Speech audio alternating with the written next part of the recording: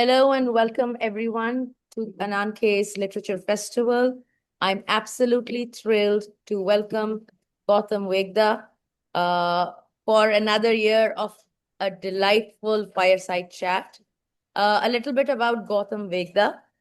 Gautam Vegda is a poet, illustrator, and research scholar from Gujarat.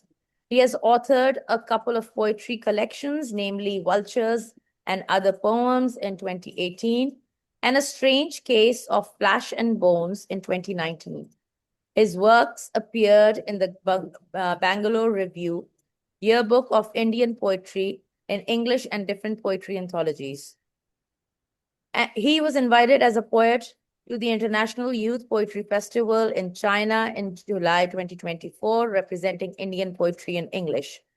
He has been a part of many prestigious literature festivals, such as the Bangalore Poetry Festival and Ahmedabad International Literature Festival. He has taught a variety of subjects at India's premier institutions like IIT, Gandhinagar, NID Bangalore, NID Ahmedabad, and Gujarat Vidyapit. So welcome, Thank you. Gautam. Thanks so much for having me over. A pleasure having you. So Gautam will be talking about restoring or reinstating the idea of identity and belonging through speculative fiction.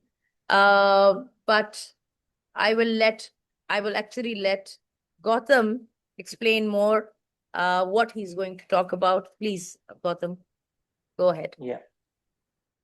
Thank you so much, first of all, for having me over today. What I'm going to speak about is this entire idea of Dalit Futurism. And also, we already have this concepts similar to this, like Afrofuturism or indigenous futurism.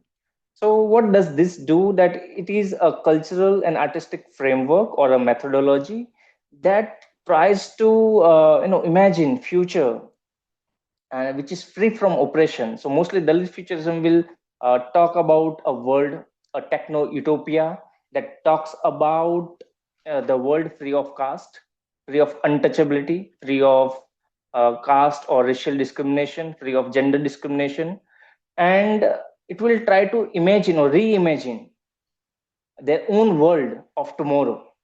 So that is where they will not have any, they will be having that their own agency to talk about their futures, where the mainstream stories, the mainstream speculative fiction as well as science fiction, they have their own characters.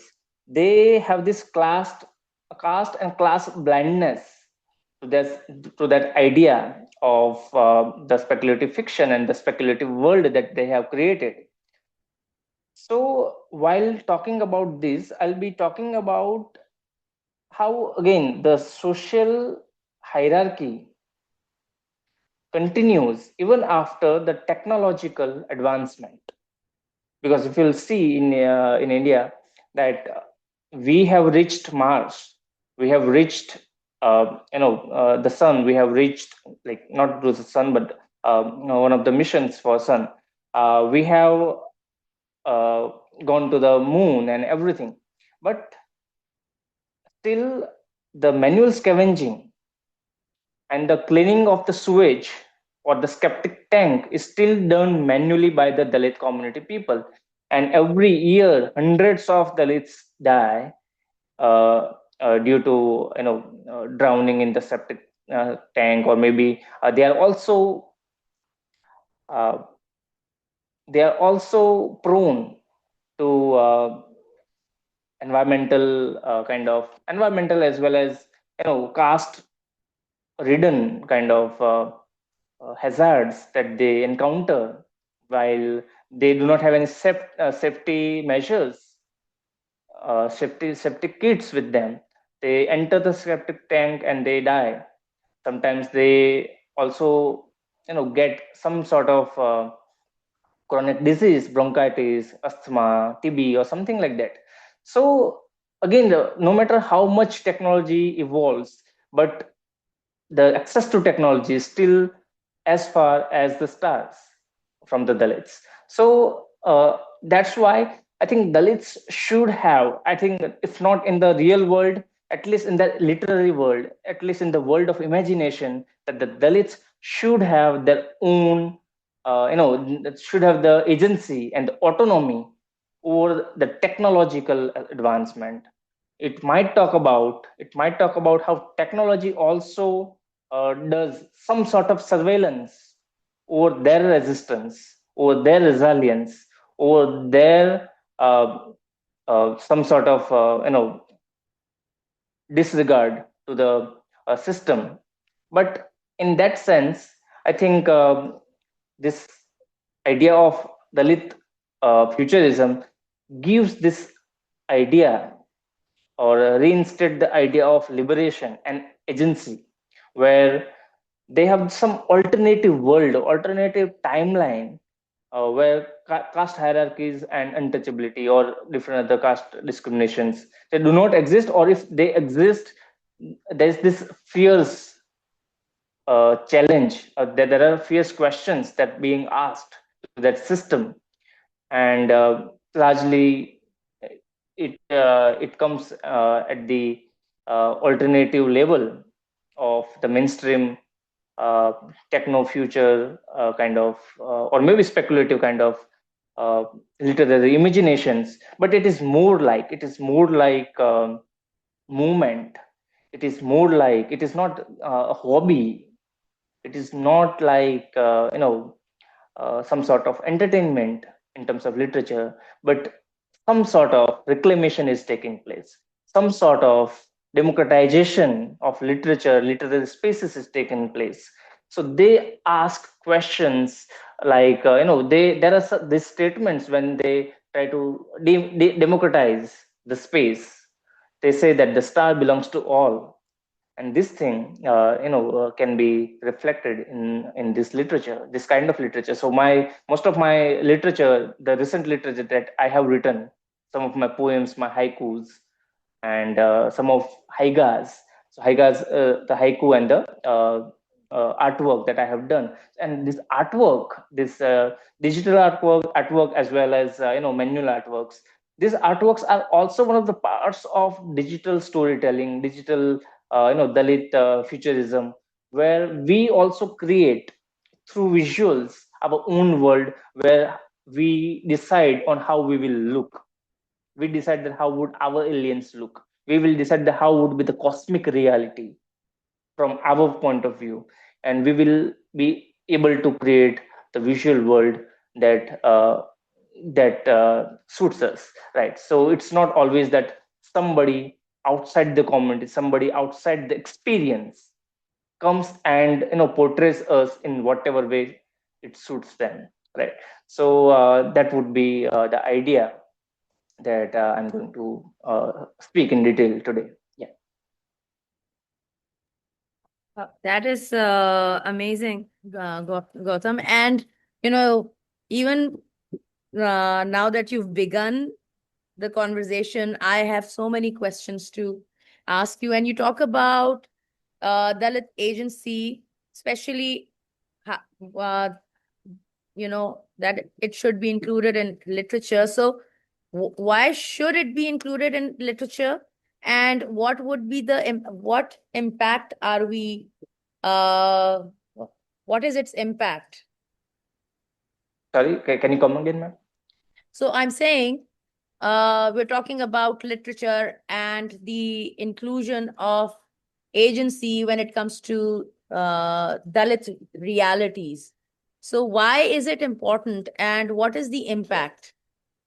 Yes, because see, Dalits have been kept Dalits since centuries, and they were kept away from the knowledge or the production of knowledge. Especially, I will be talking largely about sky, astronomy, space, because I've been into it recently. I've been writing around it. So if you'll be realizing that the stars, the patterns of the stars, the movement of the stars are, it's not astronomy largely. and in for common people it's astrology, right? So a lot of superstitions attached to it, how the remote stars can affect human bodies, their fate, the idea of fatalism, right? To believe in fate is very much so. Again, the idea is to promote scientific temper through our writings. So in our literature, you will see that we will be questioning something unquestionable like religion or maybe religious scriptures where we are portrayed not so well, or we are portrayed lower, we are portrayed as animals, we are portrayed as something untouchable or something like that. So we question it through talking or introducing science and technology, scientific temper, or maybe laws of physics. When it comes to, for example, the eclipses. So in the Hindu mythology, it says that the demons Ketu and Rahu, diverse the celestial bodies, the sun and the moon, and that's why it happens.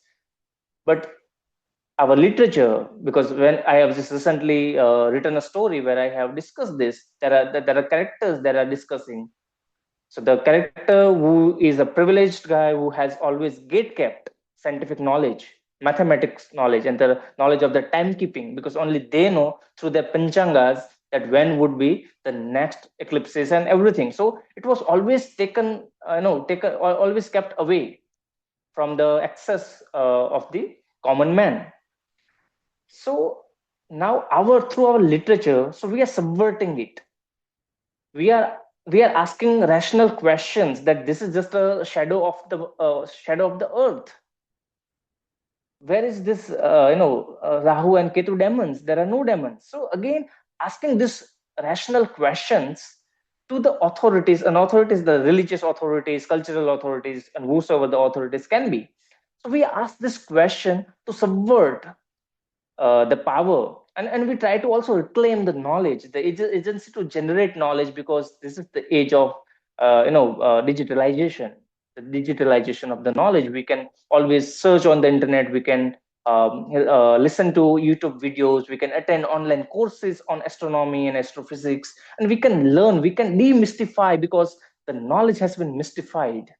The knowledge has been made sacrosanct, that you can't ask questions, right? And since you can't ask questions, right, um, you know so this sacrosanctness of the space of literature, of technology, of the knowledge production, right? So this is what we are targeting at. This is what would not be done by somebody else, some other communities largely, where the casteless society is being imagined.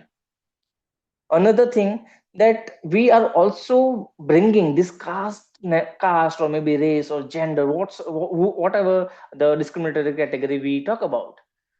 So when we introduce the entire cosmology, or entire cosmic world in front of these petty human beings, and then they will realize that in the vastness of this universe, when we talk about the light years, when we talk about this vastness of cosmic world, human being is nobody.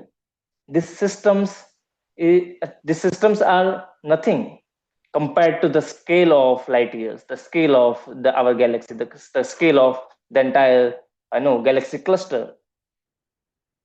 So this also brings you know uh, brings to the senses the absurdity, right? So we sometimes try to shatter caste absurdity through cosmos and cosmic imaginations. Yeah. Um, this brings me to a question, and you've beautifully put it, Gautam. When we talk about the cosmos and Mother Nature, everything is very fluid. Everything would be at the intersection of this or this and working, but everything is fluid.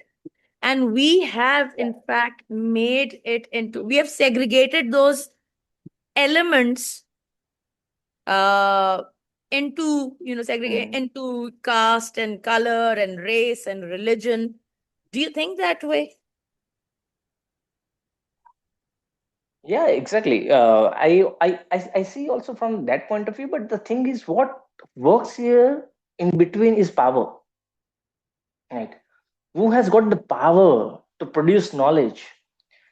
Who will decide whether the Mars or maybe the Jupiter or maybe Jupiter or some other planet or some other celestial body will have an impact on my fate? Do I have the agency to say this? Do I have the agency to write this? Do I have the agency to write these things without the backing of scientific inquiry and exploration? Without having those scientific backing, I cannot flaunt all these things all around and still be acknowledged socially, culturally, and knowledge wise. Because handful of people, handful of privileged people have the agency, have that autonomy, and they also have this monopoly over the language, over the knowledge that this language contains and everything. So we largely do not have the idea, we do not have the idea to uh, you know debunk this power politics, because this is very sacrosanct. Again, I'm saying that it is very religious. It is this knowledge has been gate kept by religion, by scriptures, and by the backing of the people who follow these things, right? So that's one of the ideas. The power is very much there, and again, it blocks, it seizes the resources that can create knowledge, right? That's why education was banned or prohibited for certain communities. Certain literature was banned, language was banned, education was banned, so that they will not have the resources to reach the gate of the knowledge.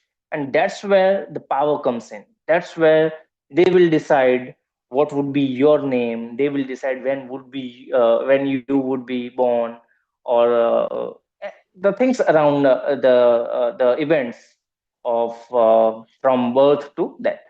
So that's also that. So I would say the power is something that the reclamation of power would be uh, the objective. Again, I'm saying that if not in the practical world, but at least in the worlds of literature, in the worlds of imagination, in the world of practical, not speculative fiction, we can bring our reality. We can create our own world where we will be having access to space. We will be having access to these celestial bodies. You know, a thought occurred to me, and bear with me. What who we are calling marginalized voices. You know, it's similar to uh there's parts of the body, for instance, like the adrenal gland, which is like this big, I guess, Yes, in centimeters, right? But it yes, controls the cortisol, the fight and flight hormone, and so on and so forth, right? yeah, This yes, little piece of flesh does that. yes, And we can call it a marginalized organ of the body, but it is the one that is doing all the major work, right? And one yes, does collapse if it's not yes, working, right? You have the yes, Hodgkins, whatever, not the Hodgkins, but there's so many things that yes, happen, right? yes, Same yes, is with each and every marginalized voice. They are like the essential elements that enriches the fabric of society. And still we make them, or we call them, or we label them as marginalized, or people in the subaltern, Yes. right?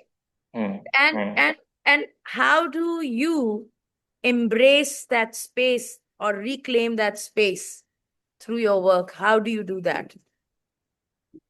Okay. So again, I mean, the marginalization is again more than a label. It's a speciality, right? Yes, yes, You are in the space. You are in the space of vulnerability. You are in the space of oppression. You have been in the sites where you were ab- exploited, yes, where the violence was inflicted upon us, upon you, right? So again, it's not. It's more than a label. It's a historic oppression of slavery, of a lot of horrible things, which we sometimes, it doesn't translate when we say marginalized, right? So we just say, absolutely, okay, marginalized means again this sense of exactly, sympathy, but the exactly, sense of cruelty will not get translated through that absolutely, word. absolutely. So Maybe again, I'm cutting you in. Maybe like you're saying, it is about power and controlling the most essential elements of society, right? Maybe. yes. Yes, yes. Yeah, that's what is like education, access to resources, and that's why there is always this struggle for water, there's a struggle for land, there's this struggle for public streets, there is this struggle for regions, states, nationalities, because it is for what? The resources. We have seen in the past as well that a lot of countries, many of the countries, they invaded other countries for their resources, for their gold, for their water, for their oils, and so on and so forth. So again, for resources, it's maybe they are environmental natural resources, or maybe they are cultural resources like language, knowledge, literature, something like that, and it can be material resources. So it can be anything, but again, in order to sustain in power, we humans, we have divided societies so that they will not ask for their share from the larger lot. And that's it. So it's again the idea of privilege, and the privileged societies, the privileged communities are always handful, that they have segregated, excluded the larger lot of that country, of that society. How do we reinstate the idea of identity, especially when it comes to any kind of futurism? Yeah. So again, the idea of identity is also very, it has layers. So again, there is no absolute meaning of identity. So one of my, haikus, I would, read that out to you. Um, Yes, uh, you have to do that, so this, Gautam. in between, I will read some of my works. So the haikus, they are very small. Okay, so this haiku says, uh, bumped into aliens, inquired my identity, cosmic citizen. Right.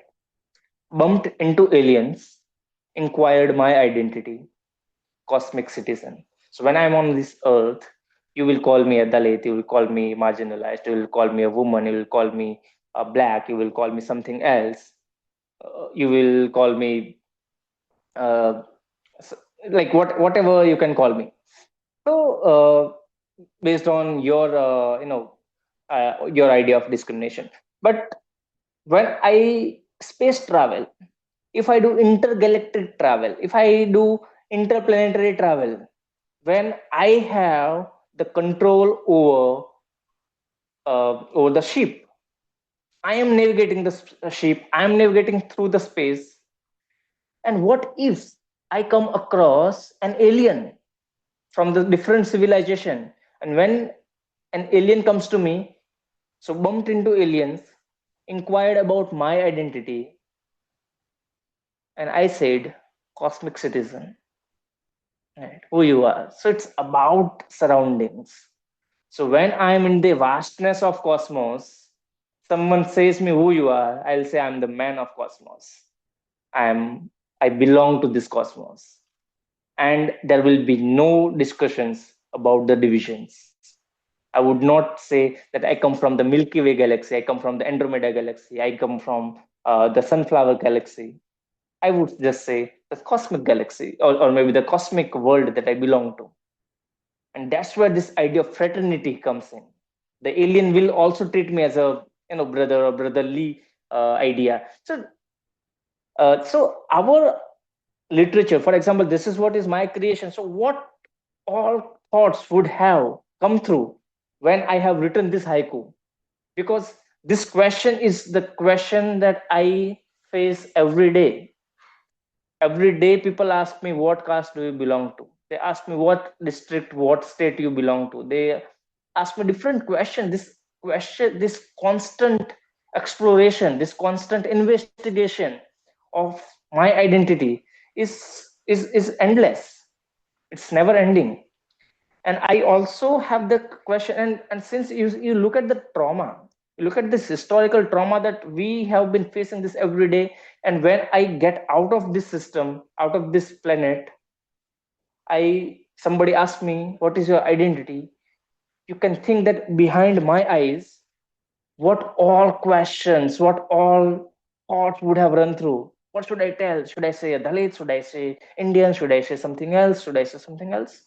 And what would have been the process like under my skull, that I would say a cosmic citizen? What courage, what energy, would it take to speak these words, these couple of words, cosmic citizens? So it's spiritual, largely it's philosophical if we take it that way. When I talk about my space uh, aspirations, so we always have that dream that I will go to space. I will, what if the space travel is affordable? I have written in this Blaft anthology of anti-caste science fiction, or maybe speculative fiction, where I have talked about this, where and everybody and anybody will be able to space travel. What will happen there? What will happen when you also try to access the technology? And will caste go away? Will racism go away? Will different discriminations on the basis of color, skin color, and ethnicity go away? Right. So again, I will say the identity is something that it depends that what's social speciality, or where you belong, and what system you belong. Talking about the Blast anthology, where your poetry and microfictions have been featured. So, and you're Yes. exploring the themes of space, travel, Dalit futurism, struggle to have access to technology. And hold on.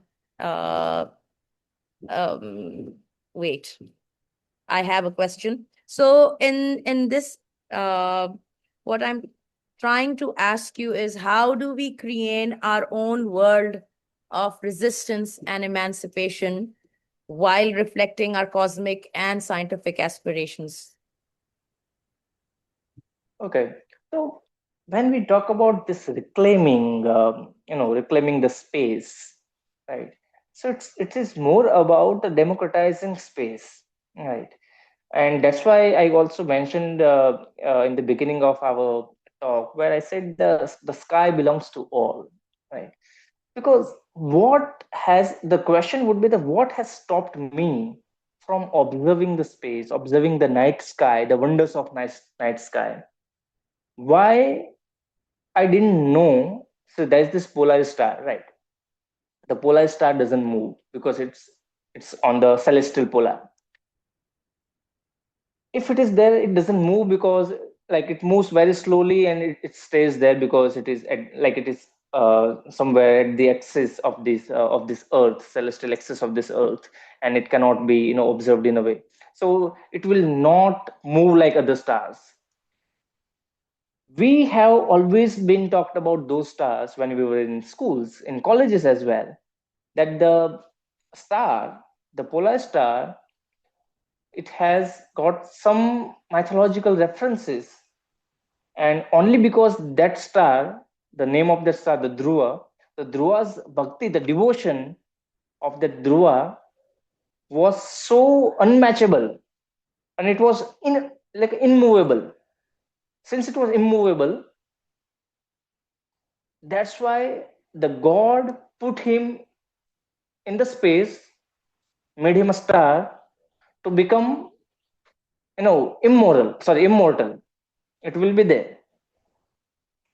And then slowly and gradually, as I personally started to observe the sky and start to read about astronomy, then I realized that that star is not a single star.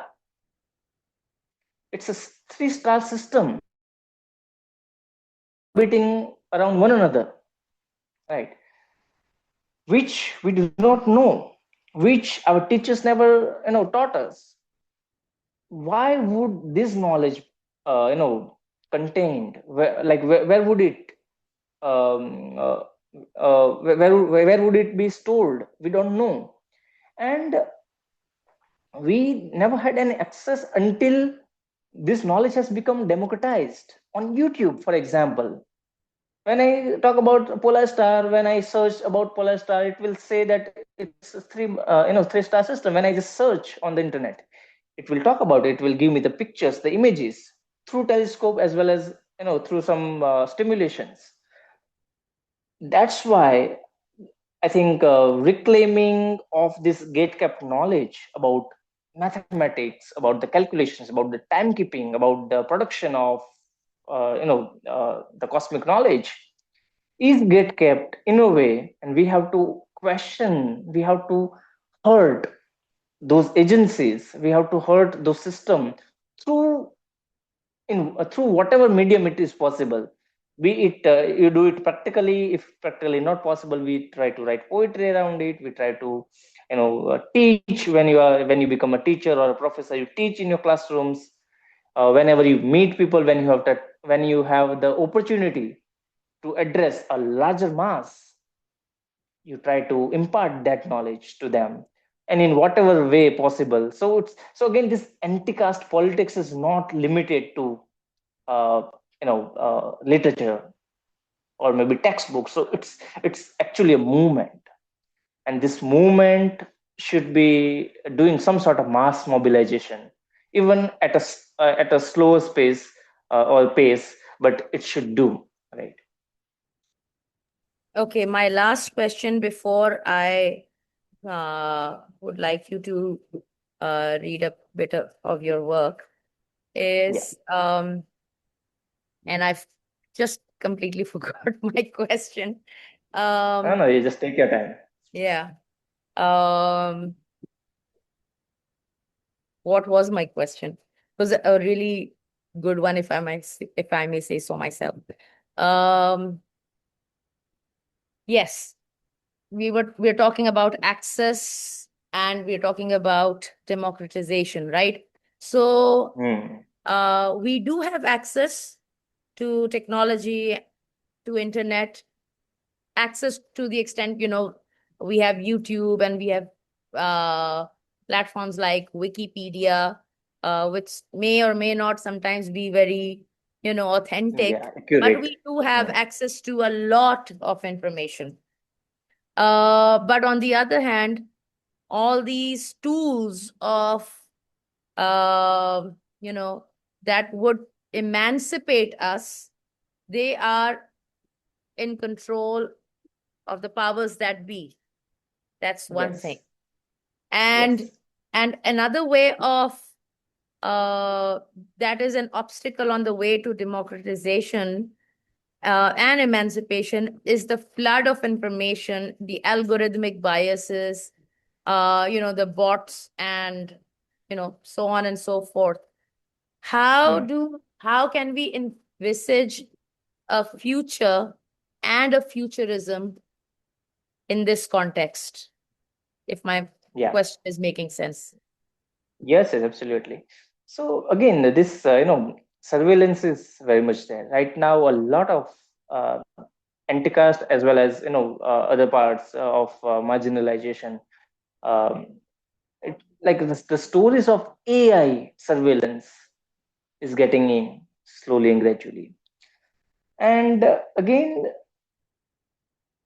the idea of resistance, the idea of resilience is also, the surveillance is taking care of it. We have the stories of cyborg, we have stories of clones, we have stories of mutations and all. So why should we write these stories, right? So again, these are the examples where we see that the future of humanity. Right. It's not just about the future of a caste or community, but it shows the future of humanity at large. And those apprehensions should be given beforehand. It happens, right? So that's very much there. And since we know that the internet doesn't give the accurate information, but to measure, to explore, to investigate, we need resources, we need tools, we need instrumentations. For example, I have been talking about telescopes. I have my own telescope. I see, but that telescope is in a smaller one, but in whatever the smaller capacity, I try to see the comets, the moon. I try to observe the planets. I have already been observing since last couple of years. I try to observe the galaxies, the nebulas, the star clusters since last couple of years. And again, I never had the power to buy or imagine a telescope. So the telescope was actually gifted by one of my friends. Whenever we used to talk on our talk on calls, and I used to talk about this, that I want to explore this. If I will have a telescope, then I will be able to do this. And then one day he realized that he would be like he should help me. He helped me. Uh, he got me one telescope through which I can observe the night sky. And since then I've been doing that. But the thing is, then I realized when I talked about the telescope, or when I upload photos and I talk about this, and people from my oh, how did you get this photo, right? Jupiter did you capture? Did you capture Saturn? Did you capture this nebula? How vibrant colors of these nebulas are? Where is it located? How do you know about the stars? People from the educated urban backgrounds are asking this question. Then I think that what about people living in the rural background, right? And these people, they know, they have access to money, they have access to resources, they have access to knowledge. They can also buy expensive astronomy courses to understand all these things. There are free applications on the internet through which you can navigate the stars and the entire star clusters and everything. But we sometimes don't do it. We don't feel the need to do it. Sometimes we feel it unnecessary to look up in the sky and question about our own existence, or maybe question about the celestial existence. We just simply don't even look up. So keeping that in mind, that I think still even today the tools are very far, and I that's why I say that they're as far as the stars, sometimes out of the imaginations, that people don't think, they never even think in their entire lifetimes, that and a lot of, I would say millions of people die without thinking about, without observing the night sky. From the birth to death, they never question, they never look up in the sky and they say that why the stars move this way. So yeah, I think, and that's why I would want to actually start one initiative where I am going to buy a telescope. I'll visit a village, I'll make them peep through this telescope, I'll make them see the moon, the planets, the star clusters, the galaxies, and the nebula, and science communicate. I'll try to make them understand this is just as normal as our existence is. So you are not supposed to fear the celestial bodies or their impacts upon your fate, right? So, and whatever the superstitions they possess, whatever the belief that they have, maybe, and the belief that is actually changing their lives, and in a negative way. So I that is my belief, that is my motto, that is my objective, to provide the stars to those who have not access to, including me, because that would also be my learning experience, to go with people, into people, and talk about uh, all those things up there in the sky, and in a very local language, not in English or something, in the local Gujarati language or whatever the language they understand, and that you try to science communicate, and try to kindle or stimulate some curiosity, so that they will also start to question the movement, the question, the beliefs, the superstitions, and so on and so forth. And I think this is worth doing. Absolutely. Yeah, Absolutely. activity. Gautam, Yeah.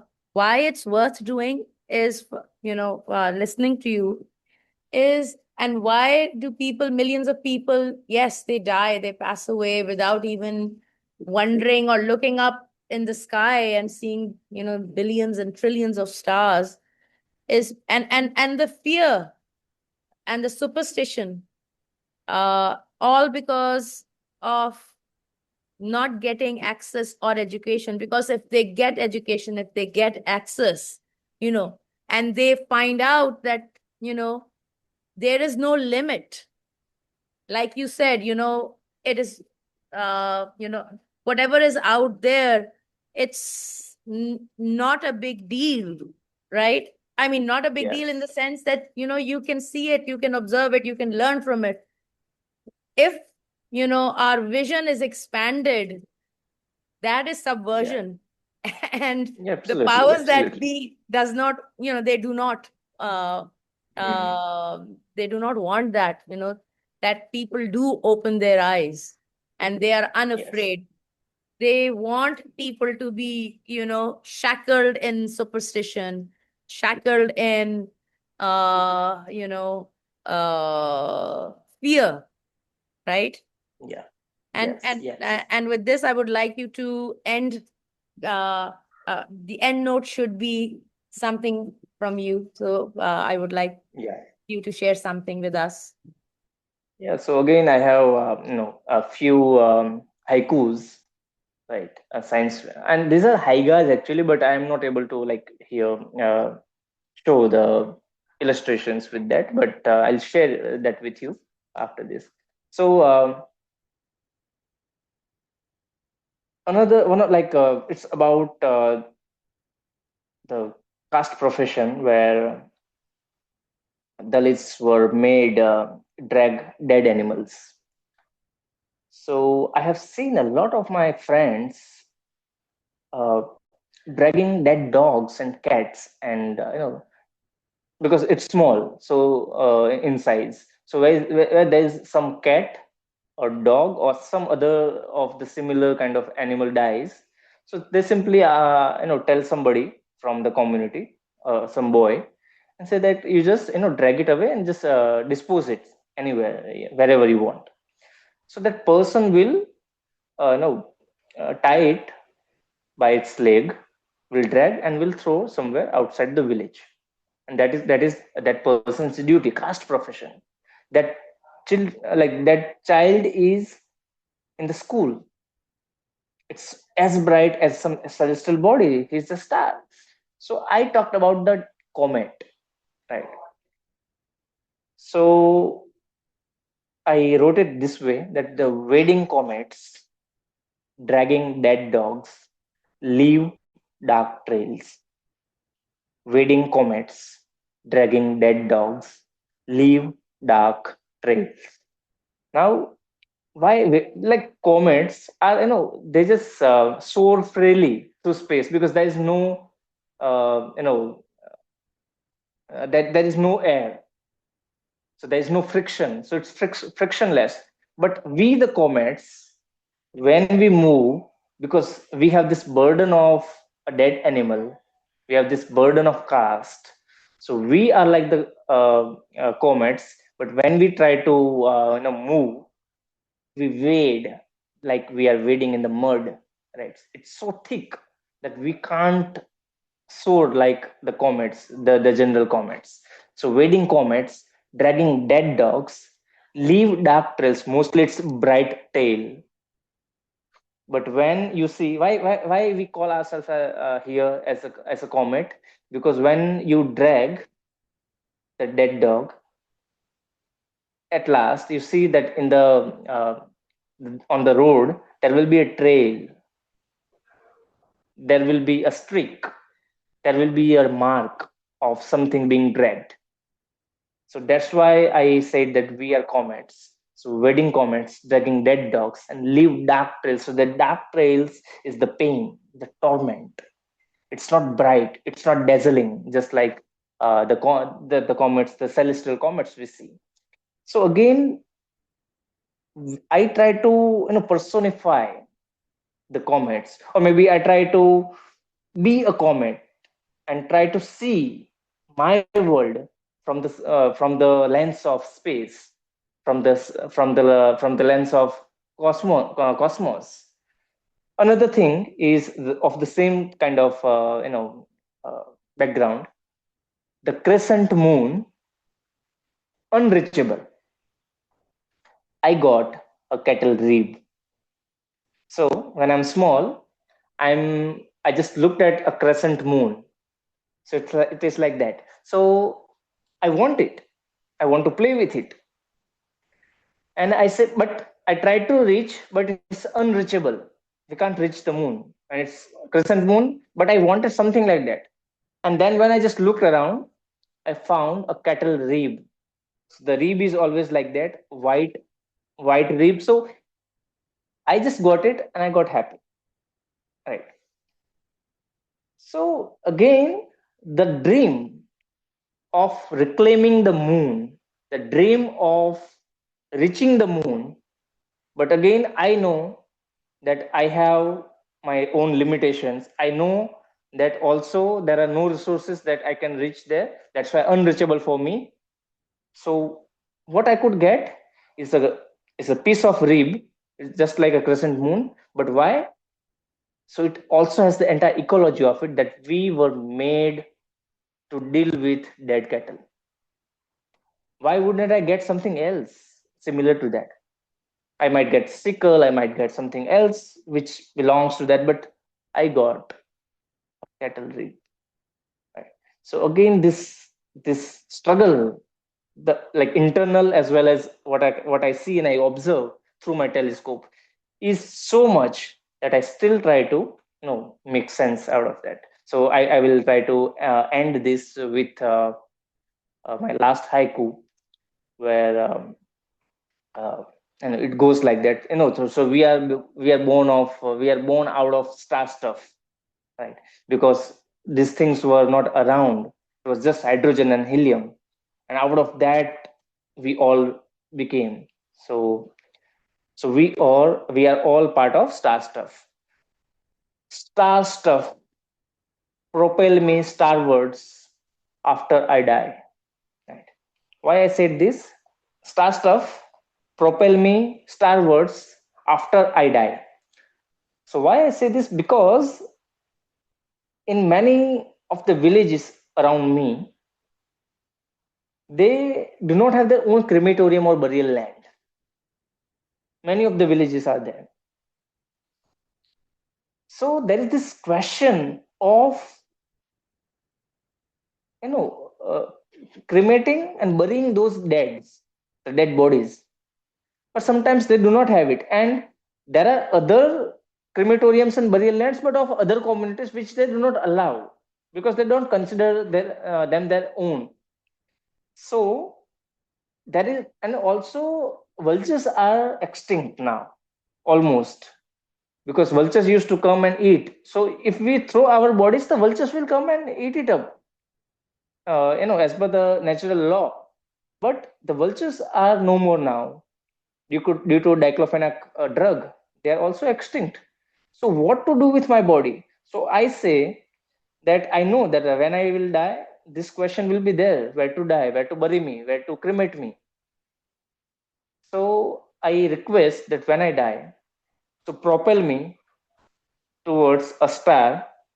So after billions of years, I will I will be the part of where I belong. I will be dissolved into the sky. Just propel me, just like we have Voyager, right? Voyager probe. So we have just propelled it to the other star. So just propel me to a star. I will be a star stuff. I will go where I belonged. So I belong to stars. And stars belongs to all, and that's why this knowledge of space should not be gate kept. Space should belong to all. Thank you. Beautiful, Gautam. And I think all voices, Dalit and all, we other them, but they are in Yeah. fact otherworldly. There's an Yes. otherworldliness, it's a cosmic feeling that one gets when we talk about marginalized society.